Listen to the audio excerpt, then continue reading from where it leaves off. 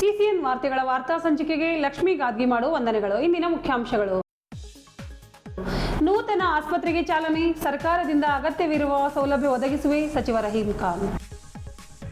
ಹೊನ್ನಿಕೇರಿ ದೇವಸ್ಥಾನ ಅಧಿಕಾರಿಗಳ ನಿರ್ಲಕ್ಷ್ಯ, ಗೋಶಾಲೆಯಲ್ಲಿನ ನರಕಯಾತನೆ ಅನುಭವಿಸುತ್ತಿರುವ ಗೋವುಗಳು. ಕಲ್ಯಾಣ ಕರ್ನಾಟಕ ಭಾಗಕ್ಕೆ ಪ್ರಥಮ ಆದ್ಯತೆ ನೀಡಿರುವೆ ಬಸವರಾಜ ಹೊರಟ್ಟಿ. ಹಾಗೂ ಕೆರೆ ದುರಸ್ತಿ ಸೇತುವೆ ಕಾಮಗಾರಿಗೆ ಶಾಸಕ ಪ್ರಭು ಚವ್ಹಾಣ್ ಚಾಲನೆ. ಬೀದರ್ ನಗರದ ಹಳೆ ಭಾಗದ ಚೌಬಾರದ ಹತ್ತಿರ ಡಾಕ್ಟರ್ ರಾಜಶೇಖರ್ ಸೇಡಂಕರ್ ಅವರು ಈ ಭಾಗದಲ್ಲಿ ಅತ್ಯುತ್ತಮ ಸೌಲಭ್ಯವುಳ್ಳ ಆಸ್ಪತ್ರೆಯ ಪ್ರಾರಂಭಿಸಿ ಇಲ್ಲಿಯ ಜನರಿಗೆ ಅನುಕೂಲ ಮಾಡಿಕೊಟ್ಟಿದ್ದಾರೆ ಎಂದು ಪೌರಾಡಳಿತ ಹಾಗೂ ಹಜ್ ಸಚಿವರಾದ ರಹೀಂ ಖಾನ್ ಹೇಳಿದರು. ಸೋಮವಾರ ಆಸ್ಪತ್ರೆಗೆ ಚಾಲನೆ ನೀಡಿ ಮಾತನಾಡಿದ ಪವಿತ್ರ ರಂಜಾನ್ ತಿಂಗಳಲ್ಲಿ ಆಸ್ಪತ್ರೆ ಪ್ರಾರಂಭಿಸಿ ಅತಿ ಕಡಿಮೆ ದರದಲ್ಲಿ ಚಿಕಿತ್ಸೆ ನೀಡುತ್ತಿರುವುದು ಬಡ ಜನರಿಗೆ ಬಹಳ ಅನುಕೂಲವಾಗುತ್ತದೆ ಎಂದ ಅವರು ಆಸ್ಪತ್ರೆಗೆ ಸರ್ಕಾರದ ಸಿಗುವ ಸೌಲಭ್ಯ ಒದಗಿಸಿಕೊಡುವುದಾಗಿ ಎಂದು ಅವರು ಭರವಸೆ ನೀಡಿದರು. ಬಿಜೆಪಿ ಮುಖಂಡ ಈಶ್ವರ್ ಸಿಂಗ್ ಠಾಕೂರ್ ಮಾತನಾಡಿ, ಈ ಮೊದಲು ನಗರದಲ್ಲಿ ಶ್ರೀ ಆಸ್ಪತ್ರೆ ತೆಗೆದು ಜನರಿಗೆ ಅವರು ಕೊಟ್ಟ ಚಿಕಿತ್ಸೆಯಿಂದ ಇಂದೂ ಸಹ ಡಾಕ್ಟರ್ ಸೇಡಂಕರ್ ಅವರನ್ನು ಸ್ಮರಿಸುತ್ತಾರೆ ಎಂದರು. ಈಗ ಹಳೆ ಭಾಗದಲ್ಲಿ ಎಲ್ಲಾ ರೋಗಿಗಳಿಗೆ ಚಿಕಿತ್ಸೆ ಕೊಡುವಂತಹ ಮಲ್ಟಿ ಸೂಪರ್ ಸ್ಪೆಷಾಲಿಟಿ ಆಸ್ಪತ್ರೆ ಪ್ರಾರಂಭಿಸಿ ಜನರಿಗೆ ಆರೋಗ್ಯ ಭಾಗ್ಯ ನೀಡಲು ಮುಂದಾಗಿರುವ ಅವರ ಸೇವೆ ಶ್ಲಾಘನೀಯವಾಗಿದೆ ಎಂದರು. ಆಸ್ಪತ್ರೆಯ ಮಾಲೀಕರಾದ ಡಾಕ್ಟರ್ ರಾಜಶೇಖರ್ ಸೇಡಂ ಅವರು ಮಾತನಾಡಿ, ಅತಿ ಕಡಿಮೆ ದರದಲ್ಲಿ ಜನರಿಗೆ ಚಿಕಿತ್ಸೆ ನೀಡುವುದಾಗಿ ಎಂದು ತಿಳಿಸಿದರು. ಹೃದಯ ರೋಗ, ಮೂತ್ರಪಿಂಡ ಕ್ಯಾನ್ಸರ್ ಸೇರಿದಂತೆ ಗಂಭೀರ ಕಾಯಿಲೆಗಳಿಗೆ ನುರಿತ ಅನುಭವಿ ತಜ್ಞ ವೈದ್ಯರಿದ್ದಾರೆ ಎಂದು ಅವರು ಯಶಸ್ವಿನಿ ಹಾಗೂ ಆಯುಷ್ಮಾನ್ ಭಾರತ ಸೇರಿದಂತೆ ಸರ್ಕಾರದ ಯೋಜನೆಗಳ ಮೂಲಕ ರೋಗಿಗಳಿಗೆ ಚಿಕಿತ್ಸೆ ನೀಡಲಾಗುವುದು. ಇನ್ನೂ 1 ತಿಂಗಳ ಅವಧಿಯಲ್ಲಿ ಸರ್ಕಾರದಿಂದ ಅನುಮತಿ ದೊರೆಯಲಿದೆ ಎಂದು ತಿಳಿಸಿದರು. ಈ ಸಂದರ್ಭದಲ್ಲಿ ಬೀದರ್ ಮಹಾನಗರ ಪಾಲಿಕೆ ಅಧ್ಯಕ್ಷ ಮೊಹಮ್ಮದ್ ಗೌಸ್ ಹಾಗೂ ವೈದ್ಯರು ಇದ್ದರು. ಇವತ್ತು ಬೀದರ್ನಲ್ಲಿ especially old city near Chowbara ಒಂದು ಐತಿಹಾಸಿಕ ಹಾಸ್ಪಿಟಲ್ ಡಾಕ್ಟರ್ ರಾಜಶೇಖರ್ ಸೇಡಂ ಅವರು ಓಪನ್ ಮಾಡಿದ್ದಾರೆ. ಎಸ್ಪೆಷಲಿ ಓಲ್ಡ್ ಸಿಟಿನಲ್ಲಿ ಎಲ್ಲ ಫೆಸಿಲಿಟೀಸು ಬೇಕಾಗಿತ್ತು. ಆ ಥರ ಅವರು ಕಾನ್ಸೆಪ್ಟ್ ಇಟ್ಟು ಇಲ್ಲಿ ಓಪನ್ ಮಾಡಿದ್ದಾರೆ. ಇದರಲ್ಲಿ ಅವ್ರದ್ದು ಇಡೀ ಟೀಮ್ ಇದೆ, ಒಂದು ಒಳ್ಳೆ ಟೀಮ್ ಇದೆ. ಎಲ್ಲ ಡಾಕ್ಟರ್ಸ್ದು ಎಸ್ಪೆಷಲಿ ಫಿಮೇಲ್ ಡಾಕ್ಟರ್ಸ್ ಆಲ್ಸೋ ಇದ್ದಾರೆ. ಅವ್ರ ಪರಿವಾರ ಈ ಕಾರ್ಯಕ್ರಮದಲ್ಲಿ ಬಂದಿದ್ದಾರೆ. ಮತ್ತು ಈ ಕಾರ್ಯಕ್ರಮದಲ್ಲಿ ನಮ್ಮ ಕಾರ್ಪೊರೇಷನ್ ಅಧ್ಯಕ್ಷ ಮೊಹಮ್ಮದ್ ಗೌಸ್ ಇದ್ದಾರೆ, ಕೌನ್ಸಿಲರ್ಸ್ ಇದ್ದಾರೆ, ಸುಮಾರು ಅಮೃತ್ ಚಿಮ್ಗೋಳ್ ಸಾಹೇಬರು ಇದ್ದಾರೆ. ಮತ್ತು fees also very reasonable fees ಇಟ್ಟಿದ್ದಾರೆ. ಯಾಕಂದರೆ ಎಸ್ಪೆಷಲಿ ಬಡವರಿಗೆ ಇದರಿಂದ ತುಂಬ ಹೆಲ್ಪ್ ಆಗ್ತದೆ. ಇಷ್ಟು ಕಡಿಮೆ ಫೀಸ್ ಯಾಕಿದೆ ಅಂತ ಕೇಳಿದಾಗ, ಇಲ್ಲ ಸರ್, ನಾನು ಚಾರಿಟಿನಲ್ಲಿ ಮತ್ತು ಎಸ್ಪೆಷಲಿ ಓಲ್ಡ್ ಸಿಟಿ ಪಬ್ಲಿಕ್ಗೆ ಸ್ವಲ್ಪ ಹೆಲ್ಪ್ ಆಗಲಿ ಅಂತ ಆ ಥರ ಇಟ್ಟಿದ್ದೀನಿ. ಅವ್ರದ್ದು 4-5 ಹಾಸ್ಪಿಟಲ್ ಇದೆ, ಜೈರಾಬಾದ್, ಮನ್ನಖೇಲಿ ಮತ್ತು ಬೀದರ್ನಲ್ಲಿ. ಅದ್ರ ಸಲಗೆ ನಾನು ಅವರಿಗೆ ತುಂಬ ಧನ್ಯವಾದ ಇಡ್ತೀನಿ. ಯಾಕಂದರೆ ಇದು ರಂಜಾನ್ ಮಂತ್ ಇದೆ, ರಂಜಾನ್ ತಿಂಗಳಿದೆ. ಈ ತಿಂಗಳಿನಲ್ಲಿ ತುಂಬ ಜನ ಪ್ರೇಯರ್ ಮಾಡ್ತಾರೆ. ಅದ್ರ ಸಲಗೆ ಈ ತಿಂಗಳು ತುಂಬ ಒಳ್ಳೆಯದು ತಿಂಗಳಿದೆ. ಅದ್ರ ಸಲಗೆ ದೇವರು ಒಳ್ಳೆಯದು ಮಾಡಲಿ ಅವರಿಗೆ. ನಮ್ಮ ಗೌರ್ಮೆಂಟ್ ಆಫ್ ಕರ್ನಾಟಕ ಸರ್ಕಾರದಿಂದ ಯಾವುದೂ ಸಪೋರ್ಟ್ ಬೇಕಾದರೂ 100% ನಾನು ನಮ್ಮ district incharge minister Eshwar Khandre ಜೊತೆಗಿದ್ದಾರೆ. ಅವರು ಆಲ್ಸೋ ಈಗ ಬರ್ಲತ್ತಾರೆ. ಧನ್ಯವಾದ. ಅದೇ ಆಮೇಲೆ ನಾವು ನೋಡ್ತೀವಿ. ಫಸ್ಟ್ ಓಪನಿಂಗ್ ಆಗಿದೆ ಗೊತ್ತು.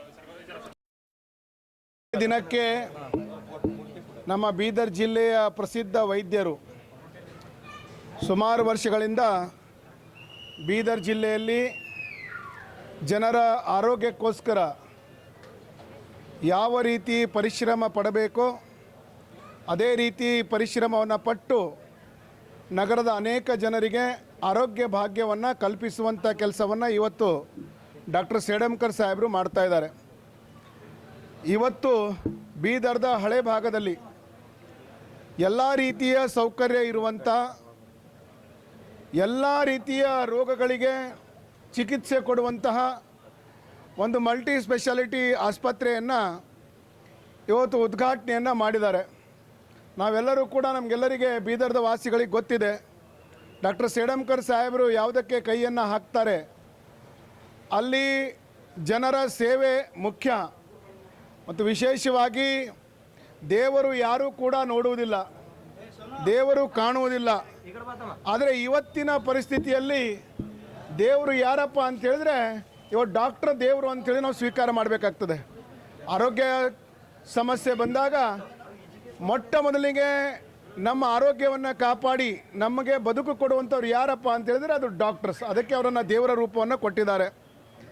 ಅವರ ಆಸ್ಪತ್ರೆ ಹಳೆ ಭಾಗದಲ್ಲಿ ಇವತ್ತು ಅತ್ಯಂತ ಯಶಸ್ವಿಯಾದಂಥ ಉದ್ಘಾಟನೆಯನ್ನು ಮಾಡಿದ್ದಾರೆ.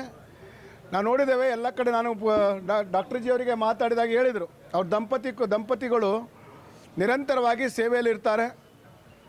ಮತ್ತು ಯಾವುದೇ ರೀತಿಯ ಆರೋಗ್ಯ ತೊಂದರೆ ಇರಲಿ, ಅದಕ್ಕೆ ಅದು ನ್ಯೂರೋ ಪ್ರಾಬ್ಲಮ್ ಇರಲಿ, ಹೊಟ್ಟೆ ಸಮಸ್ಯೆ ಇರಲಿ, ಬೇಕಾದ ಸಮಸ್ಯೆಗಳಿರಲಿ, ಅದು ಹಾರ್ಟಿನ ಸಮಸ್ಯೆ ಕೂಡ ಇರಲಿ, ಅದಕ್ಕೆ ಎಲ್ಲಿಯೂ ಕೂಡ ಇಲ್ಲಿ ಹಳೆ ಭಾಗದಲ್ಲಿರುವಂಥ ಜನ ಎಲ್ಲಿಯೂ ಕೂಡ ಓಡುವಂಥ ಅಗತ್ಯ ಇಲ್ಲ. ಇಲ್ಲಿ ಆಸ್ಪತ್ರೆಯಲ್ಲಿ ಅವರಿಗೆ ಆರೋಗ್ಯ ಚಿಕಿತ್ಸೆ ಸಿಗ್ತದೆ.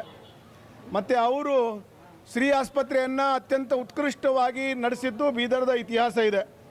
ಬೀದರ್ದಲ್ಲಿ ಮೊಟ್ಟ ಮೊದಲಿಗೆ ಒಳ್ಳೆ ಆರೋಗ್ಯ ಆಸ್ಪತ್ರೆ ಹೇಗೆ ಇರಬೇಕು ಅಂಥೇಳಿ ತೋರಿಸ್ಕೊಟ್ಟಿದೆ ಡಾಕ್ಟರ್ ರಾಜಶೇಖರ್ ಸೇಡಂಕರ್ ಅವರು. ಇವತ್ತಿಗೂ ಶ್ರೀ ಹಾಸ್ಪಿಟಲ್ ಅಡಿಪಾಯ ಹಾಕಿದ್ದು ಅವರೇ, ಸೇಡಂಕರ್ ಅವರೇ. ಅಂದರೆ ಅವ್ರು ಯಾವುದನ್ನು ತಗೊಳ್ತಾರಲ್ಲ ಅದಕ್ಕೆ ಪೂರ್ತಿ ಮಾಡುವಂಥ ಕೆಲಸವನ್ನು ಮಾಡ್ತಾರೆ. ಈ ಸಂದರ್ಭದಲ್ಲಿ ನಮ್ಮ ಜಿಲ್ಲೆಯ ವೈದ್ಯಾಧಿಕಾರಿಗಳು ಕೂಡ ಇದ್ದಾರೆ. ಡಾಕ್ಟರ್ ಸಾಹೇಬರಿಗೆ ಅವರ ದಂಪತಿಗಳು ಇಬ್ಬರೂ ಕೂಡ ನಿರಂತರವಾಗಿ ಬಡ ಜನರ ಸೇವೆಯಲ್ಲಿ ತೊಡಗಿಸ್ಕೊಂಡಿದ್ದಾರೆ. ದೀನ ದಲಿತರ ಮತ್ತು ಹಿಂದುಳಿದ ಎಲ್ಲ ಸಮುದಾಯಗಳ ಅಭಿವೃದ್ಧಿಗಾಗಿ ಅವರು ಕೆಲಸವನ್ನು ಮಾಡ್ತಾರೆ. ಅವರ ಕೆಲಸಕ್ಕೆ ದೇವರು ಆಶೀರ್ವಾದ ಕೊಡಲಿ. ತಾಯಿ ಭವಾನಿ ಅವರ ಇಚ್ಛೆಯನ್ನು ಇಟ್ಕೊಂಡು ಆಸ್ಪತ್ರೆಯನ್ನು ಆರಂಭ ಮಾಡಿದರೆ ಬಡವರ ಸೇವೆಯನ್ನು ಮಾಡಬೇಕಂತೇಳಿ ಅವರ ಸೇವೆಗೆ ತಾಯಿ ಜಗದಂಬಾ ಶಕ್ತಿ ಕೊಡಲಿ ಅಂತೇಳಿ ನಾನು ಪ್ರಾರ್ಥನೆಯನ್ನು ಮಾಡ್ತೇನೆ. ಮತ್ತು ಅವರಿಗೂ ನಮ್ಮ ದಂಪತಿಗಳಿಗೂ ಕುಟುಂಬಕ್ಕೂ ಅವರ ಎಲ್ಲ ಸಿಬ್ಬಂದಿ ವರ್ಗಕ್ಕೂ ನಾನು ಈ ಸಂದರ್ಭದಲ್ಲಿ ಶುಭವನ್ನು ಹಾರೈಸ್ತೇನೆ. ನಮಸ್ಕಾರಗಳು. ನಮಸ್ಕಾರ. ನಾನು ಡಾಕ್ಟರ್ ರಾಜಶೇಖರ್ ಸೇಡಂಕರ್. ಇವತ್ತಿನ ಒಂದು ಶುಭ ಕಾರ್ಯ ದಿವಸ ಈ ಒಂದು ಓಲ್ಡ್ ಸಿಟಿಯಲ್ಲಿ ಒಂದು ಹಾಸ್ಪಿಟಲ್ ಉದ್ಘಾಟನೆ ಮೂಲಕ ಈ ಭಾಗದ ಜನತೆಗೆ ಒಂದು ಸೌಲಭ್ಯವನ್ನು ಮಾಡಿಕೊಟ್ಟಿದ್ದೇವೆ ಸೇಡಂಕರ್ ಹಾಸ್ಪಿಟಲ್ ರೂಪದಲ್ಲಿ. ಇದರಲ್ಲಿ 90% ಡಾಕ್ಟರ್ಸ್ ಫೀಮೇಲ್ಸ್ ಇರ್ತಾರೆ. ಯಾಕಂದರೆ ಹೆಣ್ಮಕ್ಳಿಗೆ ಜಾಸ್ತಿ ನಾವು ಒತ್ತನ್ನು ಕೊಟ್ಟು ಹೆಣ್ಮಕ್ಳು ಡಾಕ್ಟ್ರಿಗೆ ಇಲ್ಲಿ ತಂದೀವಿ. ಸರ್ಜನ್ ಇರ್ತಾರೆ, ಜನರಲ್ ಸರ್ಜನು, ಆಮೇಲೆ ಗೈನಕ್ಲೋಜಿಸ್ಟ್ ಇರ್ತಾರೆ, ಪಿಡಿಯಾಟ್ರಿಷನ್ ಇರ್ತಾರೆ, ಆಮೇಲೆ ರೇಡಿಯೋಲಜಿಸ್ಟ್ ಅಂದರೆ ಸ್ಕ್ಯಾನಿಂಗ್ ಎಲ್ಲ ಇರುತ್ತೆ ಇಲ್ಲಿ, ಆಮೇಲೆ ಆರ್ಥೋಪೆಡಿಕ್ಸು ಮತ್ತು ಬೆನ್ನು ಮೂಳೆ ಶಸ್ತ್ರಚಿಕಿತ್ಸೆನೂ ಇರುತ್ತೆ. ಮತ್ತು ಇದರ ನಿಮಿತ್ತ ಇಲ್ಲಿ ಸಪ್ರೇಟಾಗಿ ಹೆಣ್ಮಕ್ಕಳಿಗೆ ಒಂದು ಸಪ್ರೇಟ್ ಸೌಲಭ್ಯ ವಾರ್ಡನ್ನು ಮಾಡಿದೆ. ಅದರಲ್ಲಿ ಯಾವುದೇ ಜೆಂಟ್ಸಿಗೆ ಅಲೋ ಇರೋದಿಲ್ಲ. ಇದೊಂದು ಹೊಸ ಟೈಪ್ ಇದು. ಸೊ ಅದು ಇಲ್ಲಿರುತ್ತದೆ. ಇಲ್ಲಿ ಎಲ್ಲ ಸೌಲಭ್ಯಗಳು ಸಬ್ಸಿಡೈಸ್ ರೇಟಲ್ಲಿ ಆಗ್ತದೆ. ಮೆಡಿಕಲಲ್ಲೂ ಸಾಕಷ್ಟು ಸಬ್ಸಿಡಿಯನ್ನು ಕೊಡ್ತಾಯಿದ್ವಿ ನಾವು. ಮತ್ತು ನಮ್ಮದು ಕನ್ಸಲ್ಟೇಷನ್ ಫೀಸು ಭಾಳ ಕಡಿಮೆ ಇಟ್ಟು ಈ ಭಾಗದ ಜನರಿಗೆ ಒಂದು ಉಪಯೋಗ ಆಗಲಿ ಅಂಥೇಳಿ ಒಂದು ಹಾಸ್ಪಿಟಲ್ ಓಪನ್ ಮಾಡಿದ್ದೀವಿ. ತಮ್ಮೆಲ್ಲರಿಗೆ ಇವತ್ತು ಬಂದು ಎಲ್ಲರೂ ನಮ್ಗೆ ಹಾರೈಸೋದಕ್ಕೆ ಧನ್ಯವಾದಗಳು. ಜೈ ಹಿಂದ್. ಸರ್ಕಾರದ ಸೌಲಭ್ಯಗಳು ಏನಿರ್ತವೆ ಅಂತಂದರೆ ಅದರಲ್ಲಿ ಇರೋದು ಸೌಲಭ್ಯಗಳು 2 ಟೈಪ್ ಇರ್ತವೆ. ಒಂದು ಯಶಸ್ವಿನಿ, ಇನ್ನೊಂದು ಆರೋಗ್ಯಶ್ರೀ ಅಂತ. ಸೊ ಯಶಸ್ವಿನಿ ಅಂತಂದರೆ ಈ ಒಕ್ಕಲಿಗರಿಗೆ ಸ್ವಸಹಾಯ ಸಂಘಗಳೇನಿರ್ತವೆ ಅವರಿಗೆ ಪ್ರತಿ ವರ್ಷ 2 ತಿಂಗಳು ರಿಜಿಸ್ಟ್ರೇಷನ್ ಮಾಡಿಸಿ 500 ಕಟ್ಟಬೇಕು. SC/STಗೆ ಯಾವುದೇ ಶುಲ್ಕ ಇರೋದಿಲ್ಲ. ಸೊ ಅವರಿಗೆ ಎಲ್ಲ ಥರದ ಶಸ್ತ್ರಚಿಕಿತ್ಸೆ ಸೌಲಭ್ಯಗಳಿರ್ತವೆ ಯಶಸ್ವಿನಿ ಅಂತೇಳಿ. ಇನ್ನೊಂದು ಸ್ಕೀಮ್ ಏನಂತಂದರೆ BPL card, Arogyashri card, Ayushman Bharat card ಎಲ್ಲ ಒಂದೇ. ಇವು 3 ಎಲ್ಲ ಒಂದೇ. ಇದು ನಮ್ಮ ಸೆಂಟ್ರಲ್ ಗೌರ್ಮೆಂಟ್ ಸ್ಕೀಮು ಮತ್ತು ಗೌರ್ಮೆಂಟ್ ಆಫ್ ಕರ್ನಾಟಕ ಕೂಡಿ ನಡೆಸ್ತದೆ. ಇದರಲ್ಲಿ ಮುಖ್ಯವಾಗಿ 4 ಇರುತ್ತದೆ ಇಲ್ಲಿ. ಅಂದರೆ ಸೂಪರ್ ಸ್ಪೆಷಲಿಟಿ ಹಾಸ್ಪಿಟಲ್ ಅವ್ರದ್ದು ಏನಂತಂದರೆ ಯಾವುದು ಗೌರ್ಮೆಂಟ್ ಹಾಸ್ಪಿಟಲ್ ಫೆಸಿಲಿಟಿ ಇಲ್ಲ ಆ ಶಸ್ತ್ರಚಿಕಿತ್ಸೆ ನಾವು ಆಯುಷ್ಮಾನು BPL ಮಾಡ್ತೀವಿ ಅಂತ.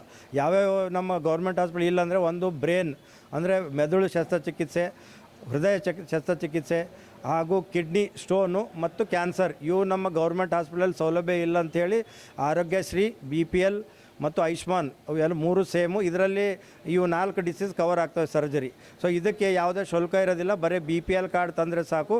ಅದು ನಮ್ಮ ರಿಜಿಸ್ಟ್ರೇಷನ್ ನಾವು ಅಪ್ಲೈ ಮಾಡಿದ್ವಿ. ಗೌರ್ಮೆಂಟ್ ಅವರು ಇನ್ಸ್ಪೆಕ್ಷನ್ ಮಾಡಿ ಬೇಗನೆ ನಮ್ಗೆ ಕೊಡ್ತಿದ್ದಾರೆ. ಅದು ಒಂದು ತಿಂಗಳಲ್ಲಿ ನಾವು ಸ್ಟಾರ್ಟ್ ಮಾಡ್ತೀವಿ ಎಲ್ಲ ಫ್ರೀ ಸ್ಕೀಮ್ಸ್ ಎಲ್ಲ. ಈಗ ನಾನು ಡಾಕ್ಟರ್ ರಾಜಶೇಖರ್ ಸೇಡಂಕರ್ ಆರ್ಥೋ ಮತ್ತು ಸ್ಪೈನು, ಇನ್ನೊಬ್ಬರು ಡಾಕ್ಟರ್ ಸುಲೇಮಾನ್ ಅಂತ ಹೇಳ್ಬಿಟ್ಟು ಅವರು ಯೂರಾಲಜಿ ಅಂದರೆ ಕಿಡ್ನಿ ಸ್ಟೋನ್ ಎಲ್ಲ ಇರ್ತಲ್ಲ ಅದಕ್ಕೆ ಲೇಸರ್ ಸರ್ಜರಿ ಮಾಡ್ತಾರೆ ಅವರು. ಮತ್ತು ಸರೋಜಾ ಪಾಟೀಲ್ ಅಂತೇಳಿ ಗೈನಕ್ಲೋಜಿಸ್ಟ್ ಇರ್ತಾರೆ. ನಮ್ಮ ಮುಕೀಬ್ ಅಂಥೇಳಿ ಪಿಡಿಯಾಟ್ರಿಷನ್ ಇರ್ತಾರೆ. ಆಮೇಲೆ ಶೋಯಬ್ ಅಂತೇಳಿ ಎಲ್ಲ ವೈದ್ಯಾಧಿಕಾರಿಗಳೆಲ್ಲ ಇರ್ತಾರೆ.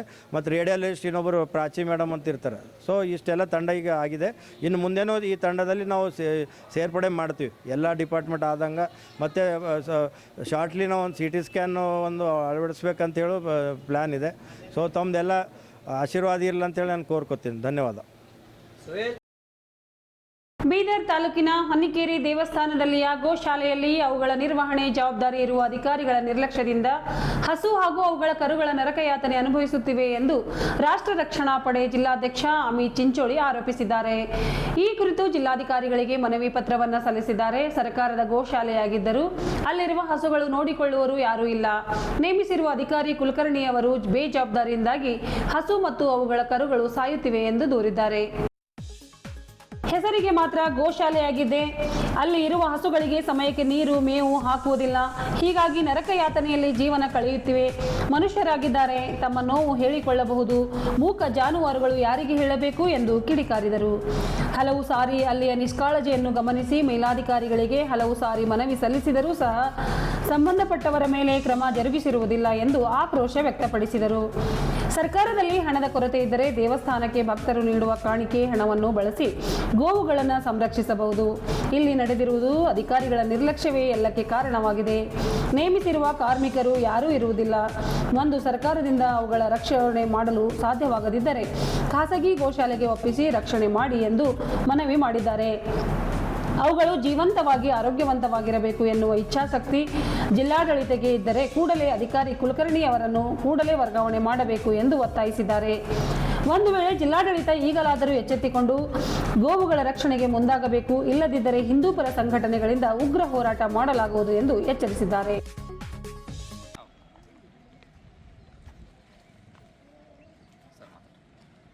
ನಮಸ್ಕಾರ ಗೆಳೆಯರೆ. ಇವತ್ತಿನ ದಿವಸ ನಾವೆಲ್ಲರೂ ಇಲ್ಲಿ ಯಾಕೆ ಸೇರಿದಂತಂದರೆ, ಮೊದಲನೇದಾಗಿ ಬಂದಿರತಕ್ಕಂಥ ಎಲ್ಲ ಅಣ್ಣತಮ್ಮರು ಕೂಡ ನಾನು ಧನ್ಯವಾದ ಹೇಳ್ತಾ ಇದ್ದೀನಿ. ಯಾಕಪ್ಪ ಅಂತಂದರೆ ನಮ್ಮದು ಹೊನ್ನಿಕೇರಿ ಸಿದ್ದೇಶ್ವರ ದೇವಸ್ಥಾನದಲ್ಲಿ ಗೋಶಾಲೆ ಇದೆ. ಈಗಾಗಲೇ ನಾವು ಸುಮಾರು ಸರಿಯ ಗೋಶಾಲೆಯಲ್ಲಿ ಇರ್ತಕ್ಕಂಥ ಗೋವುಗಳ ಪರಿಸ್ಥಿತಿಯನ್ನು ಅದು ಏನು ನಿರ್ವಹಣಾ ಅಧಿಕಾರಿ ಕುಲಕರ್ಣಿ ಅಂತ ಹೇಳಿದ್ದಾರೆ ಅವರು ಗಮನಕ್ಕೆ ತಂದಿದ್ದೀವಿ. ಸಾವಿರಾರು ಸರಿ ಅವ್ರ ಗಮನಕ್ಕೆ ತಂದರೂ ಕೂಡ ಇಲ್ಲಿವರೆಗೂ ನಿನ್ನೆವರೆಗೂ ಕೂಡ ಗೋವುಗಳಿಗೆ ಸರಿಯಾಗಿ ನೀರಿನ ವ್ಯವಸ್ಥೆ ಆಗ್ತಾ ಇಲ್ಲ, ಅಲ್ಲಿ ಹುಲ್ಲಿನ ವ್ಯವಸ್ಥೆ ಆಗ್ತಾ ಇಲ್ಲ, ಮತ್ತು ಅಲ್ಲಿ ಕೆಲಸ ಮಾಡ್ತಕ್ಕಂಥ ಕಾರ್ಮಿಕರು ಕೂಡ ಯಾರೂ ಕಾಣಿಸ್ತಾ ಇಲ್ಲ. ನಿನ್ನೆ ನಮ್ಮ ಅಧ್ಯಕ್ಷರಲ್ಲೂ ಏನೋ ಒಂದು ದರ್ಶನಗೋಸ್ಕರ ಹೋಗಿದ್ದಾರೆ. ಹೋದಾಗ ಅಲ್ಲೊಂದು ಸಣ್ಣ ಕರು ಸತ್ತು ಬಿದ್ದಿದೆ. ಆ ಕರಿಗೂ ಕೂಡ ಒಂದು ಆಸ್ಪತ್ರೆಗೆ ತೋರ್ಸಕ್ಕಂಥ ಕೆಲಸನೂ ಮಾಡ್ತಾ ಇಲ್ಲ, ಯಾರು ಡಾಕ್ಟರ್ಗಳನ್ನೂ ಬರ್ತಾ ಇಲ್ಲ. ಹಾಗೂ ಮೇನ್ ಏನಂತಪ್ಪ ಅಂದ್ರೆ ಆ ಗೋಶಾಲೆಯಲ್ಲಿ ಒಬ್ಬ ಅಧಿಕಾರಿ, ಯಾವ ಅಧಿಕಾರಿನ ನೇಮಕ ಮಾಡಿದ್ರೆ ಆ ಅಧಿಕಾರಿ ಸರಿಯಾಗಿ ಅಲ್ಲಿ ಏನೂ ವ್ಯವಸ್ಥೆನೇ ಮಾಡ್ತಾ ಇಲ್ಲ. ಮೊದಲನೇದಾಗಿ ಹೇಳ್ಬೇಕಂದ್ರೆ ನಾವು ಇನ್ನೊಂದು ವಿನಂತಿ ಮಾಡ್ತಾ ಇದೀವಿ, ಸರ್ಕಾರದಿಂದ ಇರ್ತಕ್ಕಂತಹ ಗೋಶಾಲೆಗಳಲ್ಲಿ ಪರಿಸ್ಥಿತಿ ಯಾಕೆ ಈ ಥರ ಇದೆ, ಅಲ್ಲಿ ಯಾರು ಹೇಳೋರು ಕೇಳೋರು ಇಲ್ವಾ? ಆಕಳುಗಳು ಸಾಯ್ತಾ ಇದಾವೆ, ಕರುಗಳು ಸಾಯ್ತಾ ಇದಾವೆ. ಗೋಶಾಲೆಯಲ್ಲಿ ಕುಡಿಯೋಕ್ಕೆ ನೀರಿನ ವ್ಯವಸ್ಥೆ ಆಗ್ತಾ ಇಲ್ಲ, ಸರಿಯಾಗಿ ಅವಕ್ಕೆ ಮೇವುಗಳ ವ್ಯವಸ್ಥೆ ಆಗ್ತಾ ಇಲ್ಲ. ಅಲ್ಲಿ ಕೆಲವು ಕಾರ್ಮಿಕರಿದ್ದಾರೆ, ಕೆಲಸ ಮಾಡ್ತಕ್ಕಂಥ ಕಾರ್ಮಿಕರು, ಅವ್ರ ಜೊತೆ ಕಾಣಿಸ್ತಾ ಇಲ್ಲ ಅಲ್ಲಿ. ಅದಕ್ಕೆ ನಾವು ಭಾಳ ಸ್ಪಷ್ಟವಾಗಿ ಹೇಳ್ತಾ ಇದ್ದೀವಿ. ನಾವು ಪ್ರತಿ ಸರಿ ಥರ ಮೆಮೊಡಮ್ ಕೊಡ್ತಾ ಇದ್ದೀವಿ. ಪ್ರತಿ ಸರಿ ಮೆಮೊಡಮ್ ಕೊಟ್ಟರು ಕೂಡ ಆ ಗೋವುಗಳ ಪರಿಸ್ಥಿತಿ ಸರಿಯಾಗಿ ವ್ಯವಸ್ಥೆ ಆಗ್ತಾ ಇಲ್ಲ. ಅಲ್ಲಿ ಗೋವುಗಳು ಸಾಯ್ತಾ ಇದ್ದಾವೆ. ಅವಕ್ಕೆ ಒಂದು ಹಾಸ್ಪಿಟಲ್ ತೋರಿಸ್ತಕ್ಕಂತಹ ಕೆಲಸನೂ ಆಗ್ತಾ ಇಲ್ಲ. ಅದಕ್ಕೆ ನಾವು ಜಿಲ್ಲಾಧಿಕಾರಿಗಳ ಕಚೇರಿಗೆ ಬಂದಿದ್ದೀವಿ. ಇವತ್ತು ಎಲ್ಲರೂ ಸೇರಿ ನಾವು ಮನವಿ ಮಾಡ್ತಾ ಇದ್ದೀವಿ. ಭಾಳ ಸ್ಪಷ್ಟವಾಗಿ ಹೇಳ್ತಾ ಇದ್ದೀವಿ. ಅಲ್ಲಿ ಒಂದು ವೇಳೆ ಅಧಿಕಾರಿಗಳು ಬೇರೆ ಎಲ್ಲೋ ಕೂತ್ಕೊಂಡು ಕೆಲಸ ಮಾಡ್ತಾ ಇದ್ರು ಕೂಡ ಒಂದು CCTV ಆದರೂ ನೀವು ಅಲ್ಲಿ ನೇಮಕ ಮಾಡಿರಿ. ಆ CCTV ನೇಮಕ ಮಾಡಿದ್ರೆ ನಿಮ್ಗೆ ಅಲ್ಲಿ ಏನು ನಡೀತಾ ಇದೆ, ಗೋಗಳ ಪರಿಸ್ಥಿತಿ ಏನಾಗ್ತದೆ ನೀವು ನೋಡ್ಬೋದು, ಬೇರೆಯವ್ರು ನೋಡ್ಬೋದು. ಅದ್ರ ಲಿಂಕ್ ಕೊಟ್ಟರೆ ನಾವು ನೋಡ್ತೀವಿ ರೀ. ಅದಕ್ಕೆ ಏನಾರ ತೊಂದರೆ ತಪ್ಪದೆ ನಾವು ಬಂದು ಸೇವೆ ಮಾಡ್ತೀವಿ. ನಿಮ್ಮ ಕೈಲಿ ಆದಷ್ಟು ನೀವು ಮಾಡಿರಿ. ನಮ್ಮ ಕೈಲಿ ಏನಾದರೂ ಆದ್ರೂ 2 ದಿವಸ 3 ದಿವಸ ಬಂದು ನಾವು ಸೇವೆ ಮಾಡ್ತೀವಿ ರೀ. ವಿನಾಕಾರಣ ಪ್ರಾಣಿಗಳು ಹೋಗ್ಬಿಟ್ರೆ ಏನು ಗೋಶಾಲೆ ಮಾಡಿದಕ್ಕೆ ಅದಕ್ಕೆ ಅರ್ಥನೇ ಆಗ್ತಾ ಇಲ್ಲ, ಅದಕ್ಕೆ ಏನು ಲಾಭನೇ ಸಿಗ್ತಾ ಇಲ್ಲ. ಗೋಶಾಲೆ ಇದೆ, ಸರ್ಕಾರ ದೃಷ್ಟಿಯಲ್ಲಿ ಗೋಶಾಲೆ ಇದೆ, ಆದರೆ ಆ ಗೋಗಳಿಗೆ ಸಿಗಬೇಕಾಗಿರೋ ಸವಲತ್ತುಗಳು ಏನೂ ಸಿಗ್ತಾ ಇಲ್ಲ. ಅದ ಕಾರಣ ನಾವು ಏನು ಭಾಳ ಸ್ಪಷ್ಟವಾಗಿ ಹೇಳ್ತಾ ಇದ್ದೀವಿ, ಅದು ಏನು ಯಾರು ಅಧಿಕಾರಿ ಇದ್ದಾರೆ ನಾವು ಸರ್ಕಾರಕ್ಕೂ ಮನವಿ ಮಾಡ್ತಾ ಇದ್ದೀವಿ, ನಿಮ್ಮ ಕೈಯಿಂದ ಅದಕ್ಕೆ ನೋಡ್ಕೊಳ್ಳೋಕೆ ಆಗ್ತಾ ಇದ್ರೆ ಖಾಸಗಿಯರಿಗೆ ಕೊಟ್ಬಿಡ್ರಿ. ಆ 4 ಹಸುಗಳ ಪ್ರಾಣ ಆದರೂ ಉಳಿಯುತ್ತೆ. ಸರ್ಕಾರದಿಂದ ದುಡ್ಡು ಬರ್ತಾ ಇದೆ, ದೇವಸ್ಥಾನ ದುಡ್ಡು ಸರ್ಕಾರ ತಗೋತಾ ಇದೆ. ಆ ದುಡ್ಡು ಆದರೂ ಅಲ್ಲಿ ಇನ್ವೆಸ್ಟ್ ಮಾಡಿ ಗೋವುಗಳಿಗೆ ನೀರಿನ ವ್ಯವಸ್ಥೆ ಮಾಡಿರಿ, ಮೇವಿನ ವ್ಯವಸ್ಥೆ ಮಾಡಿರಿ. ನೋಡ್ಕೊಂಡಂತ ಏನು ಅಲ್ಲಿ ಸಣ್ಣ ಪುಟ್ಟ ಇವರು ಕೆಲಸ ಮಾಡ್ತಾರಲ್ಲ ವರ್ಕರ್, ಅವರಿಗೆ ಸಂಬಳ ಜಾಸ್ತಿ ಮಾಡಿರಿ. ಅದಕ್ಕೆ ನಾವು ಭಾಳ ಸ್ಪಷ್ಟವಾಗಿ ಹೇಳ್ತಾ ಇದ್ದೀವಿ.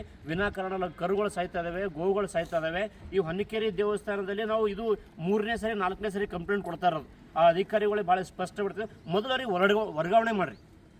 ನಾವು ಭಾಳ ಸ್ಪಷ್ಟವಾಗಿ ಹೇಳ್ತಾ ಇದ್ದೀವಿ. ಆ ಅಧಿಕಾರಿಯ ನಿರ್ಲಕ್ಷ್ಯದಿಂದ ಈ ಥರ ಗೋವುಗಳು ಸಾಯ್ತದವೆ, ಈ ಥರ ಕರುಗಳು ಸಾಯ್ತದವೆ. ಅದಕ್ಕೋಸ್ಕರ ಯಾರ ಅಧಿಕಾರಿ ನೇಮಕ ಮಾಡಿದಿರಿ ಆ ಗೋಶಾಲೆಗೆ, ಆ ಅಧಿಕಾರಿಯನ್ನು ವರ್ಗಾವಣೆ ಮಾಡಿರಿ. ಇಲ್ಲ ಅಂತಂದ್ರೆ ನಾವು ಪ್ರತಿಯೊಬ್ಬರು ಎಲ್ಲ ಹಿಂದೂ ಪರ ಸಂಘಟನೆ ಸೇರಿಕೊಂಡು ಒಂದು ಉಗ್ರವಾದ ಹೋರಾಟ ಮಾಡ್ಬೇಕಾಗ್ತದೆ. ಯಾಕಂದ್ರೆ ಆ ಗೋವುಗಳು ಸಾಯ್ತದವ್ರಿ, ನಾವು ಏನು ಮಾಡ್ಬೇಕು ಹೇಳ್ರಿ?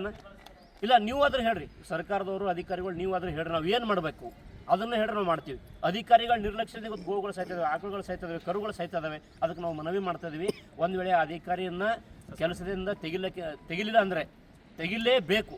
ತೆಗೆದಿಲ್ಲ ಅಂದರೆ ನಾವು ಭಾಳ ಉಗ್ರವಾದ ಹೋರಾಟ ಬೀದರಲ್ಲಿ ಮಾಡಬೇಕಾಗ್ತಂತ ಒಂದು ಮಾತನ್ನು ಹೇಳಕ್ಕೆ ಇಷ್ಟಪಡ್ತೀನಿ. ದಶರಾಮ್ ಸ್ನೇಹಿತರೆ, ನಾನು ಅಮಿತ್ ಚಿಂಚೋಳಿ, ರಾಷ್ಟ್ರ ರಕ್ಷಣಾ ಪಡೆ ಬೀದರ್ ಜಿಲ್ಲಾಧ್ಯಕ್ಷನಾಗಿ ಮಾತಾಡ್ತಾ ಇದ್ದೀನಿ. ನಿನ್ನೆ ನಡೆದ ಘಟನೆ ಏನೆಂದರೆ, ಅಲ್ಲೊಂದು ಗೋವಿನ ಕರು ಸತ್ತೋಗಿದೆ. ಅಲ್ಲಿ ನೋಡೋದಕ್ಕೂ ಯಾರೂ ಇಲ್ಲ, ಅದು ಟ್ರೀಟ್ಮೆಂಟ್ ಕೊಡ್ಲಿಕ್ಕೂ ಯಾರೂ ಇಲ್ಲ. ಫುಲ್ ಕೇರ್ಲೆಸ್ ಮಾಡ್ತಾ ಇದ್ದಾರೆ. ಇದರ ಬಗ್ಗೆ ನಾವು ಸಂಬಂಧಪಟ್ಟ ಅಧಿಕಾರಿಗಳಿಗೆ ನಾವು ಮಾತಾಡಿದ್ದೇವೆ ಲಾಸ್ಟ್ ಟೈಮ್ನು, ಬಟ್ ಅವ್ರು ಇನ್ನೂ ಕೇರ್ಲೆಸ್ ಮಾಡ್ತಾ ಇದ್ದಾರೆ. ಆ ಅಧಿಕಾರಿಯನ್ನು ನೀವು ಟ್ರಾನ್ಸ್ಫರ್ ಮಾಡಬೇಕು ಅಂತ ನಾವು ವಿನಂತಿಸುತ್ತೇವೆ. ಒಂದು ವೇಳೆ ಅವರನ್ನು ಟ್ರಾನ್ಸ್ಫರ್ ಮಾಡದೇ ಇದ್ದಲ್ಲಿ ನಾವು ಉಗ್ರವಾಗಿ ಹೋರಾಟ ಮಾಡುತ್ತೇವೆ ಅಂತ ನಾವು ಹೇಳೋಕ್ಕೆ ಇಷ್ಟಪಡ್ತೇವೆ ಜಿಲ್ಲಾಧಿಕಾರಿಗಳಿಗೆ. ನಮಸ್ಕಾರ. ನಗರದ ಪತ್ರಿಕಾ ಭವನದಲ್ಲಿ ಸೋಮವಾರ ನಡೆದ ಕರ್ನಾಟಕ ಕಾರ್ಯನಿರತ ಪತ್ರಕರ್ತರ ಸಂಘ ಜಿಲ್ಲಾ ಘಟಕದಿಂದ ನಡೆಯಲಿರುವ ಪತ್ರಕರ್ತರ ರಾಜ್ಯ ಸಮ್ಮೇಳನದ ಲಾಂಛನ ವಿಧಾನ ಪರಿಷತ್ ಅಧ್ಯಕ್ಷರಾದ ಬಸವರಾಜ ಹೊರಟ್ಟಿ ಬಿಡುಗಡೆ ಮಾಡಿದರು. ಬಸವರಾಜ ಹೊರಟ್ಟಿಯವರು ಮಾತನಾಡಿ, ತಾನು ಸಚಿವನಾಗಿದ್ದಾಗ ಕಲ್ಯಾಣ ಕರ್ನಾಟಕ ಭಾಗಕ್ಕೆ ಪ್ರಥಮ ಆದ್ಯತೆ ನೀಡಿರುವೆ ಎಂದು ಹೇಳಿದರು. ಸಚಿವನಾಗಿದ್ದಾಗ ಸದ್ಯದಲ್ಲಿರುವ ಎಐಸಿಸಿ ಅಧ್ಯಕ್ಷ ಮಲ್ಲಿಕಾರ್ಜುನ್ ಖರ್ಗೆ ಅವರೇ ತಮ್ಮ ಭಾಷಣದಲ್ಲಿ ತಿಳಿಸಿದರು. ಈ ಭಾಗದಲ್ಲಿ ಶಾಲಾ ಕೋಣೆಗಳ ಶಿಕ್ಷಕರ ಕೊರತೆ ಇದೆ ನೋಡಿ ಎಂದಾಗ, ನಾನು ಅಗತ್ಯವಿರುವ ಶಾಲಾ ಕೋಣೆಗಳ ನಿರ್ಮಾಣಕ್ಕೆ ಹಣ ಬಿಡುಗಡೆ ಮಾಡಿದೆ. ಸಾವಿರಾರು ಶಿಕ್ಷಕರ ನೇಮಕ ಮಾಡಲಾಗಿತ್ತು ಎಂದರು. ತಾನು ವಿದ್ಯಾರ್ಥಿಯಾಗಿರುವಾಗ ರಾಜ್ಯದಲ್ಲಿಯೇ ಉತ್ತಮ ಜಿಲ್ಲೆ ವಿಜಾಪುರ ಆಗಿತ್ತು. ಅದು ವಿಭಜನೆಯಾದ ಬಳಿಕ ಆ ಸ್ಥಾನವನ್ನು ಬೀದರ್ ಪಡೆದುಕೊಂಡಿದೆ ಎಂದು ಹೇಳಿದರು. ವಿಧಾನಸಭೆಯಲ್ಲಿ ಕಲಾಪಗಳು ನಡೆಯುವಾಗ ಮಾಧ್ಯಮದವರನ್ನ ಬರುವುದಕ್ಕೆ ನಿಬಂಧನೆ ಮಾಡುವುದು ಸೂಕ್ತವಲ್ಲ. ಈ ಬಗ್ಗೆ ಮುಖ್ಯಮಂತ್ರಿಯವರಿಗೆ ಮಾತನಾಡುತ್ತೇನೆ ಎಂದರು. ಯಾರೊಬ್ಬರ ಸಚಿವರ ವಿರುದ್ಧ ಮಾಡಿರುವ ಸುದ್ದಿಗೆ ಈ ರೀತಿ ಮಾಧ್ಯಮಗಳಿಗೆ ಇರುವ ಸ್ವಾತಂತ್ರ್ಯದ ಹಕ್ಕನ್ನು ದುರ್ಬಲಗೊಳಿಸುವುದು ಅಸಮಂಜಸ ಎಂದು ಹೇಳಿದರು. ಈ ಸಂದರ್ಭದಲ್ಲಿ ಪೌರಾಡಳಿತ ಹಾಗೂ ಹಜ್ ಸಚಿವ ರಹೀಂ ಖಾನ್, ಸಂಘದ ರಾಜ್ಯಾಧ್ಯಕ್ಷ ಶಿವಾನಂದ್ ತಗಡೂರ್, ಜಿಲ್ಲಾಧ್ಯಕ್ಷ ಆನಂದ್ ದೇವಪ್ಪ, ಬೀದರ್ ನಗರಾಭಿವೃದ್ಧಿ ಪ್ರಾಧಿಕಾರದ ಅಧ್ಯಕ್ಷ ಬಸವರಾಜ್ ಜಾಬ್ ಶೆಟ್ಟಿ, ಬಸವರಾಜ್ ಪವಾರ್ ಮತ್ತಿತರರು ಉಪಸ್ಥಿತರಿದ್ದರು. ಅಪಾಯಿಂಟ್ಮೆಂಟ್ ಆದವರು ನೀವು ಗೊತ್ತಿರ್ತೈತಿ, ಹೇಳ್ತೀನಿ ನಾನು. ಅಪಾಯಿಂಟ್ಮೆಂಟ್ ಆದವರು ಈ ಡಿವಿಷನ್ಗೆ ಅವಾಗ ವಾಂಟೆಡ್ ಕರ್ತಿದ್ರು, ಶಿಕ್ಷಕರು ವಾಂಟೆಡ್ ಕರ್ತಿದ್ರು, ಅರ್ಜಿ ಹಾಕ್ತಿದ್ರು. ಮೆರಿಟ್ ಎಲ್ಲ ಮೈಸೂರು, ಬೆಂಗಳೂರು, ಧಾರವಾಡ ಎಲ್ಲ ಇರ್ತಿದ್ರು. 2 ವರ್ಷ ಆದ ಕೂಡ ಅವ್ರು ಮತ್ತೆ ವಾಪಸ್ ಹೋಗ್ಬಿಡ್ತಿದ್ರು. 2 ವರ್ಷ ಆದ ನಂತರ ಏನೇನು ಮಾಡಿಕೊಂಡು ಮತ್ತೆ ವಾಪಸ್ ಹೋಗಿದ್ರು, ಮತ್ತೆ ವೇಕೆಂಟ್ ಸಿಕ್ಕಿದ್ರು, ಮತ್ತೆ ಅವ್ರ ಬರ್ತೀವಿ, ಇವ್ರಿಗೆ ನೌಕರಿ ಸಿಗ್ತಿದ್ದಿಲ್ಲ. ನನಗೆ ಒಂದ್ಸಲ ಇದು ತಲೆಯೊಳಗೆ ಬಂತು, ಏನಿದು ಇಟ್ಟು ಮಂದಿ ಯಾಕೆ ಯಾವಾಗ ಬಂತಂದ್ರೆ, ಎಸ್.ಎಂ. ಕೃಷ್ಣ ಅವ್ರ ಮುಖ್ಯಮಂತ್ರಿ ಇದ್ದಾಗ 163 ಜನ ಬರೀ ಗುಲ್ಬರ್ಗ ಡಿವಿಷನ್ಗೆ ಅಪಾಯಿಂಟ್ಮೆಂಟ್ ಆಗಿದ್ರು. 163 ಜನ, 172 ಅಷ್ಟು ಆಗಿದ್ರು. ನನ್ನ ಕಾಲಕ್ಕೆ ಬಂದಾಗಿದ್ನೆಲ್ಲ ನೋಡಿದಾಗ ಅವ್ರನ್ನೆಲ್ಲರಿಗೂ ನಾನು ಏನು ಮಾಡಿದೆ, ಒಂದೇ ದಿವಸ ಎಲ್ಲರೂ ರಿವ್ಯೂ ಮಾಡಿಬಿಟ್ಟೆ. ನೀವು ನಂಬರಿ ಬಿಡಿ, ಇತಿಹಾಸದಲ್ಲಿ ಹೋಗೋದು ನೋಡಿ 163 ಮಂದಿನ ಒಂದೇ ದಿವಸ ರಿವ್ಯೂ ಮಾಡಿ ಅವ್ರು ಎಲ್ಲೆಲ್ಲಿದೆ ಅಲ್ಲಿ ಹೋಗಿ ಕೌನ್ಸಿಲ್ ಮುಖಾಂತರ ನಾನು ತಂದೆ. ಇಲ್ಲಿ ಬಂದಂಥವ್ರಿಗೆ ಓಡಿ ಹೋಗಂಗಿಲ್ಲ. ನಿನ್ನೆ ಯಾರು ಬಂದರು, ಅದನ್ನ 22 ವರ್ಷ ಸರ್ವಿಸ್ ಮಾಡಿ, ಸರ್ ನಮ್ಮ ದಯಮಾಡಿ ನಾನು ಹೆಂಡ್ತೀನಿ ಇಲ್ಲಿ ಹಾಕ್ಸ್ಕೊಡಿ ಅದು. ಇನ್ನೊಂದು 4 ವರ್ಷ ಇರ್ಬೇಕು, ಅಲ್ಲೇ ಮಾಡಪ್ಪ ನೀನು ಅಂದೆ. ಅಲ್ಲೇ ಗುಲ್ಬರ್ಗದವೇ ನೀವು ಅಂದೆ. ಇದರಲ್ಲಿ ನೀವು ಈ ನಾಡಿನಲ್ಲಿ ಹುಟ್ಟಿದವರು, ನಾ ಹೇಳ್ತೀನಿ, ನೀವು ಯಾರು ಇದರಲ್ಲಿ ನಾನು ಅತಿಶಯೋಕ್ತಿ ಮಾತಾಡೋಂಗಿಲ್ಲ. ನಿಮ್ಮನ್ನ ಯಾರನ್ನೂ ಒಲಿಸ್ಕೊಳ್ಬೇಕಂತೂ ನನಗೇನಿಲ್ಲ. ಯಾಕಂದ್ರೆ ಅಷ್ಟೇ ದಾಟ್ಬಿಟ್ಟಿನಿ ನಾನು. ಪೇಪರ್ದಾಗ ಬಂದಿರೋದು ಅಷ್ಟು ಬರೆದಿದ್ರು ಅಷ್ಟೇ, ನಾನು ಅದಷ್ಟೇ ದಾಟ್ಬಿಟ್ಟು ಭಾಳ ದಿವಸ ಆಯ್ತು. ಮೊಟ್ಟ ಮೊದಲಿಗೆ ನಾವೆಲ್ಲ ಕಾಲೇಜ್ಗೆ ಇರುವಾಗ ಅತ್ಯಂತ ಶ್ರೇಷ್ಠವಾದಂಥ ಜಿಲ್ಲೆ ಅಂದ್ರೆ ಬಿಜಾಪುರ ಇರ್ತಾವೆ, ಅನ್ಡಿವೈಡೆಡ್ ಬಿಜಾಪುರ. ಬಿಜಾಪುರದಲ್ಲಿ ಏನಂದ್ರೆ ಈ ಜನರಿಗೆ ಬಂದವರಿಗೆ ಗೌರವ ಕೊಡೋದು, ಅತಿ ಸತ್ಕಾರ. ಬಿಜಾಪುರದಂಥ ಜಿಲ್ಲೆ ಅವಾಗ ಇರಲಿಲ್ಲ. ಅವಾಗ ಒಬ್ಬರು ಮಂಡ್ಯದವ್ರು ಯಾರೋ ಒಬ್ಬರು ಎಂಥದ್ದು ಗೌಡರು ಮತ್ತು IAS ಆಫೀಸರ್ ಅವರು ಬಿಜಾಪುರಕ್ಕೆ ಮೊದಲಿಗೆ ಅಸಿಸ್ಟೆಂಟ್ ಕಮಿಷನರ್ ಪೋಸ್ಟಿಂಗ್ ಆದರು. ತಿಮ್ಮೇಗೌಡರು ಪೋಸ್ಟಿಂಗ್ ಆದ ನಂತರ ಎಲ್ಲ ಭಾಳ ಪ್ರಯತ್ನ ಮಾಡಿದ್ರು. ಅವರು ಕ್ಯಾನ್ಸಲ್ ಮಾಡಿಸ್ಕೊಳಕ್ಕೆ ಕ್ಯಾನ್ಸಲ್ ಆಗಲಿಲ್ಲ. ಅವರು ಹೋಗಿ ಜಾಯ್ನ್ ಆಗ್ತದೆ. ಜಾಯ್ನ್ ಆಗಿ 3 ವರ್ಷ ಕೆಲಸ ಮಾಡಿದರು. ಮಾಡಿದ ನಂತರ ಅಡಿಷನಲ್ DC ಅಂತ ಪ್ರಮೋಷನ್ ಬಂತು. ಆಮೇಲೆ ಹೋಗಿ ಮತ್ತೆ ಏನು ಮಾಡಿದ್ರು, ಸರ್ ನಾನು ಇಲ್ಲೇ ಎಲ್ಲರೂ ಬಿಜಾಪುರದಲ್ಲಿ ಮುಂದುವರ್ಸ್ರಿ ಅಂತ ಅಂದರು. ಅಲ್ಲಪ್ಪ, ಅವಾಗ ನೀವು ಇಷ್ಟು ವಸೀಲೈತಿ ನಾವು ಹೋಗ್ಬಾರ್ದಂತೀವಿ. ಇಲ್ಲ, ಅಲ್ಲಿ ಭಾಳ ಜನ ಚಲೋ, ಭಾಳ ಗೌರವ ಕೊಡ್ತಾರೆ ಅಧಿಕಾರಿಗಳಿಗೆ, ಸಾರ್ವಜನಿಕರಿಗೆ ಅಂತ ಹೇಳಿದರು.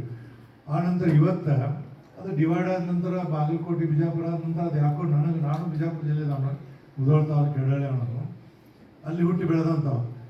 ಆ ಸ್ಥಾನವನ್ನು ಇವತ್ತು ಏನಾದ್ರು ತುಂಬಿದ ಬೀದರ್ ಜಿಲ್ಲೆ ತುಂಬಬೇಕಂತ ನಾನು ಅಭಿಮಾನದ ಹೇಳ್ತೀನಿ. ಅಟ್ಲೀಸ್ಟ್ ನೀವು ಭಾಳಷ್ಟು ಮಂದಿ ಸಾಮಾನ್ಯವಾದಂಥ ಜನರು ನೋಡಿ, ಬೇಕಾದವ್ರು ನೋಡ್ತಿರ್ತೀನಿ. ನಮ್ಮ ಕಡೆ ಭಾಳ ಜನ ಬರ್ತಿರ್ತಾರೆ, ಬೀದರ್ದವರು, ಗುಲ್ಬರ್ಗದವರು, ರಾಯಚೂರು ಎಲ್ಲ ಬಂದಿರ್ತಾರೆ. ಯಾರು ಬಂದರೂ ನಾವು ಕಲ್ಯಾಣ ಕರ್ನಾಟಕದವ್ರು ಬಂದು ಫಸ್ಟ್ ಪ್ರಯಾರಿಟಿ ಕೊಡ್ತೀನಿ. ನಾನು ಶಿಕ್ಷಣ ಮಂತ್ರಿ ಆದಾಗ ಮೊದಲಿಗೆ ಗುಲ್ಬರ್ಗ ಡಿವಿಷನ್, ಆಮೇಲೆ ಬೆಳಗಾವಿ ಡಿವಿಷನ್, ಆಮೇಲೆ ಮೈಸೂರು ಡಿವಿಷನ್, ಆಮೇಲೆ ಬೆಂಗಳೂರು ಡಿವಿಷನ್. ನನ್ನ ಕಾಲಕ್ಕೆ ಖರ್ಗೆ ಅವರು ನನಗೇನೋ ಒಂದ್ಸರಿ ಭಾಷಣ ಮಾಡುವಾಗ, ಇಲ್ಲೆಲ್ಲ ಸಾಲಿಗಳು ಬೇಕು, ಹೈಸ್ಕೂಲ್ಗಳು ಕಡಿಮೆ ಅದಾವ, ಜೂನಿಯರ್ ಕಾಲೇಜ್ ಸರ್ಕಾರಿ ಎಲ್ಲರೂ ಹೇಳ್ತಾರೆ ಕೊಡ್ತಾರೆ, ನೋಡಪ್ಪ ನೀ ಬಂದು ನೀನಾದ್ರೂ ಏನಾದ್ರು ಮಾಡ್ತೀರ ನಮ್ಗೆ ಮಾಡು, ನೀನು ಹಿಂಗೆ ಪಂಟ್ ಕೊಡ್ಬೇಕೇನು ಅಂತ ಹೇಳ್ಬಿಟ್ರು. ಹಿಂಗೆ ಮಾತಾಡಿದವರು, ನಾ ಏನೂ ಮಾತಾಡಲಿಲ್ಲ. ಆಮೇಲೆ ಬಂದ ನಂತರ 1039 ಸರ್ಕಾರಿ ಶಾಲೆಗಳು, 500 ಜೂನಿಯರ್ ಕಾಲೇಜುಗಳು, 5,000 ಕೋಟಿ ಕಟ್ಟಡ ಕ್ರಮ ತೊಗೊಂಡು 48,313 ಜನ ನೇಮಕಾತಿ ಮಾಡಿ ಶಿಕ್ಷಕರ ನೇಮಕಾತಿ ಮಾಡಿದೆ. ಮಾಡಿದಾಗ ಗುರುಪುರಾಡ್ ಜನಕ 156 ಹೈಸ್ಕೂಲ್ ಕೊಟ್ಟೆ ನಾವು. ತೆಗೆದು ನೋಡಿ, 156 ಹೈಸ್ಕೂಲು ಇಡೀ ಕರ್ನಾಟಕ ಹುಟ್ಟಿದಾಗಿಂದ ಯಾರು ಈ ಕೊಟ್ಟಿದೆ. ಆಮೇಲೆ ಸುಮಾರು 58-60 ಜೂನಿಯರ್ ಕಾಲೇಜ್ ಕೊಟ್ಟೆ. ಬಹುಪಾಲ ಬಣ್ಣ 5,000 ಕೋಟಿ ಒಳಗೆ 2,82,000 ಕೋಟಿಯನ್ನು ನಾನು ಈ ವಿಭಾಗಕ್ಕೆ ಕೊಟ್ಟೆ. ಯಾಕಂತಂದ್ರೆ ನೋಡಮ್ಮ, ಯಾರು ನೀವು ಕೇಳುವಂಥದ್ದಾಗಲಿ ಮಾಡುವಂಥದ್ದು ಇರುವುದಿಲ್ಲ. ಮಾಧ್ಯಮದವರಿಂದ ಬೇರೆ ಯಾರು ಸಹಾಯ ಹೊರತಾಗಿ ನಿಮಗೆ ಸಹಾಯ ಮಾಡೋದು. ಬಟ್ ಸರ್ಕಾರದಾಗ ಏನಂದ್ರೆ ಇವತ್ತು ಎಲ್ಲ ರೀತಿಯಿಂದ ನೀವು ಇರಬೇಕು, ವಿಧಾನಸೌಧದಾಗೂ ಇರಬೇಕು, ಹೊರಗೂ ಇರಬೇಕು, ಪಬ್ಲಿಕ್ದಾಗೂ ಇರಬೇಕು. ಯಾಕಂದ್ರೆ ನಿಮ್ಮಂಥ ಅವ್ರು ಏನಂದ್ರೆ ಮಾಧ್ಯಮದವ್ರು, ಟಿ ವಿ ಅವ್ರು ಇರ್ಬೋದು, ರತ್ನ ಇರ್ಬೋದು, ಅವರೆಲ್ಲರೂ ಕೂಡಿ ಸಮಾಜವನ್ನು ತಿದ್ದುವಂಥ ಕೆಲಸ ಮಾಡ್ತಿದ್ದಾರೆ. ಹೆಚ್ಚು ನಾವು ಏನು ಹೆಚ್ಚು ಕೂಡ ಸವಾರ್ದಿಂದ ಇರಬೇಕು. ಏನೇನೋ ಯಾರೋ ಒಬ್ಬರು ಏನು ಮಾಡಿದಾಗ, ಯಾರೋ ಒಬ್ಬರು ರಾಜಕಾರಣಿ ತಪ್ಪು ಮಾಡಿದಾಗ ಅದನ್ನ ಮುಂದಿಟ್ಕೊಂಡು ನಾವು ಮಾಡ್ಬೋದು. ಮಾಧ್ಯಮದವ್ರು ಯಾವಾಗ ಸ್ವತಂತ್ರ ಇರ್ತಾರೆ, ಅವರಿಂದ ನಮಗೆ ಸಾಕಷ್ಟು ಸಹಾಯ ಇದೆ. ಬಟ್ ನಾವೆಲ್ಲ ರೀತಿಯಿಂದ ಮಾಧ್ಯಮದವರು ಸಂಪೂರ್ಣವಾದಂಥ ಏನು ಸ್ವತಂತ್ರವನ್ನು ಪ್ರಜಾಪ್ರಭುತ್ವ ನೀತಿಯಲ್ಲಿ ಏನು ಮಾಡಬೇಕು ಎಲ್ಲ ರೀತಿಯಿಂದ ನಾವು ಮಾಡ್ತೀವಿ. ಆ ಸಂಘಟನೆ ಮುಖಾಂತರ ನಿಮಗೆ ಏನೇನು ಆಗಬೇಕು ಅನ್ನೋದನ್ನು ನಿಮ್ಮ ಜಿಲ್ಲಾ ಮಟ್ಟದಲ್ಲಿ, ರಾಜ್ಯ ಮಟ್ಟದಲ್ಲಿ ನನಗೆ ನೀವು ರಾಜ್ಯ ಮಟ್ಟದಲ್ಲಿ ಕೊಡಿ. ನಾನು ಖಂಡಿತವಾಗಿ ಮುಖ್ಯಮಂತ್ರಿಗೆ, ಸಂಬಂಧಿತ ಮಂತ್ರಿಗೆ ಹೇಳಿ ಪ್ರಾಮಾಣಿಕ ಒಂದು ಪ್ರಯತ್ನ ಮಾಡ್ತೀನಿ. ಪ್ರಸಂಗ ಅದನ್ನು ಬಂದರೆ ನಾಳೆ ಅಧಿವೇಶನದಾಗ ಯಾರಿಗಾರು ಹೇಳಿ ಅಲ್ಲಿ ರೇಸ್ ಮಾಡಿದ್ರೆ ನಾನು ಖಂಡಿತವಾಗಿ ಮಾಜಿ ಸಚಿವರು ಹಾಗೂ ಔರಾದ್ಬಿ ಶಾಸಕರಾದ ಪ್ರಭು ಬಿ ಚೌಹಾಣ್ ಅವರು ತಾಲೂಕಿನ ಯನಗುಂದ ಗ್ರಾಮದ ಬಳಿ ಸೇತುವೆ, ಬೋಂತಿ ಗ್ರಾಮ ಪಂಚಾಯಿತಿಯ ವ್ಯಾಪ್ತಿಯ ಕೆರೆ ದುರಸ್ತಿ ಕಾಮಗಾರಿಗಳಿಗೆ ಭಾನುವಾರ ಶಂಕುಸ್ಥಾಪನೆ ನೆರವೇರಿಸಿದರು. ಪ್ರಭು ಬಿ ಚೌಹಾಣ್ ಅವರು ಮಾತನಾಡಿ, ಪ್ರತಿ ಮಳೆಗಾಲದಲ್ಲಿ ದೊಡ್ಡ ಮಟ್ಟದ ಅಡಚಣೆ ಉಂಟಾಗುತ್ತಿದ್ದ ಹಿನ್ನೆಲೆಯಲ್ಲಿ ಯನಗುಂದ ಗ್ರಾಮದ ಬಳಿ ಸೇತುವೆ ನಿರ್ಮಾಣದ ಅಗತ್ಯತೆ ಬಹಳ ದಿನಗಳಿಂದ ಕೇಳಿಬರುತ್ತಿತ್ತು. ಕಳೆದ ಮಳೆಗಾಲದ ಸಂದರ್ಭದಲ್ಲಿ ತೀವ್ರ ಮಳೆಯಿಂದಾಗಿ ಸೇತುವೆ ಮುಚ್ಚಿ ಹೋಗಿರುವುದರಿಂದ ಸಾಕಷ್ಟು ದಿನ ಈ ರಸ್ತೆಯ ಮೇಲೆ ಸಂಪೂರ್ಣ ಸಂಚಾರ ಸ್ಥಗಿತಗೊಂಡು ಶಾಲಾ ಮಕ್ಕಳು, ರೈತರು ಹಾಗೂ ಸಾರ್ವಜನಿಕರಿಗೆ ಸಾಕಷ್ಟು ಅನಾನುಕೂಲ ಆಗಿತ್ತು. ನಂತರ ಸರ್ಕಾರದ ಮೇಲೆ ನಿರಂತರ ಒತ್ತಡ ತಂದು ಸೇತುವೆಗೆ 3 ಕೋಟಿ ಅನುದಾನ ತಂದಿದ್ದು, ಇದೀಗ ಸೇತುವೆ ನಿರ್ಮಾಣವಾಗುವುದರಿಂದ ಗ್ರಾಮಸ್ಥರ ಸಂಚಾರ ಸುಗಮವಾಗಲಿದೆ. ರೈತರ ಕೃಷಿ ಉತ್ಪನ್ನಗಳ ಸಾಗಣೆಗೆ ಸಹಾಯವಾಗಲಿದೆ. ಕಾಮಗಾರಿ ಗುಣಮಟ್ಟದಲ್ಲಿ ಯಾವುದೇ ತೊಡಕು ಬರದಂತೆ ಅಧಿಕಾರಿಗಳು ಕಾಳಜಿ ವಹಿಸಬೇಕು ಎಂದು ಸೂಚಿಸಿದರು. ಗ್ರಾಮೀಣ ಭಾಗದ ಮೂಲಭೂತ ಸೌಕರ್ಯಗಳ ಅಭಿವೃದ್ಧಿಗೆ ನಾನು ಸದಾ ಬದ್ಧನಾಗಿದ್ದು, ಜನತೆಗೆ ಅತ್ಯವಶ್ಯವಿರುವ ಎಲ್ಲ ಅಭಿವೃದ್ಧಿ ಕೆಲಸಗಳನ್ನು ಆದ್ಯತೆಯ ಮೇರೆಗೆ ಮಾಡುತ್ತಾ ಬಂದಿದ್ದೇನೆ. ಬಾಕಿ ಉಳಿದಿರುವ ಎಲ್ಲ ಕೆಲಸಗಳನ್ನು ಹಂತ ಹಂತವಾಗಿ ಮಾಡುತ್ತೇನೆ ಎಂದು ಭರವಸೆ ನೀಡಿದರು. ಈ ಸಂದರ್ಭದಲ್ಲಿ ಮುಖಂಡರಾದ ರಾಮ್ ಶೆಟ್ಟಿ ಪನ್ನಾಳೆ, ದೋಂಡಿಬಾ ನರೋಟೆ, ಶಿವರಾಜ್ ಅಲ್ಮಾಜೆ, ಖಂಡೋಬಾ ಕಂಗಟೆ, ಪ್ರತೀಕ್ ಚೌಹಾಣ್, ಶಿವಕುಮಾರ್ ಮಜ್ಗೆ, ಶಿವಕುಮಾರ್ ಪಾಟೀಲ್, ಸೂರ್ಯಕಾಂತ್ ಅಲ್ಮಾಜೆ, ನಾಗನಾಥ್ ಬಿರಾದರ್ ಸೇರಿದಂತೆ ಇತರರು ಉಪಸ್ಥಿತರಿದ್ದರು.